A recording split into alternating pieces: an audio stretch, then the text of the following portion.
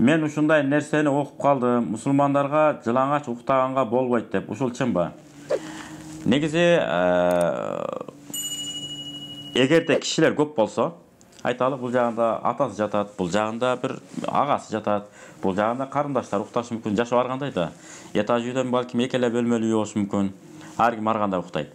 Ошол кездерде кокустан бирөө жарым кирип келип кала турган абалдагы бөлмөлөр болсо, анда туура жок дегенде мына чоң аврат уяттуу жерлерди жаап, азыр ночношка деп коет го, баягы кечки жатак кийими. Ошо жатак кийимдерди кийип алган жакшы. Ал эми аял менен күйөөсү боло турган болсо, алар жата турган бөлмөгө эч ким кирбейт да. Аларга боло берет, уруксат болот. Шариатта үйлөнүү уят болбогондон кийин кийимсиз жатуу деле уят эмес. Эгер ошол ыңгайлуу боло турган болсо. Негизинен этияттык үчүн баягы жатак кийимдерин кийип алганы жакшыраак болот.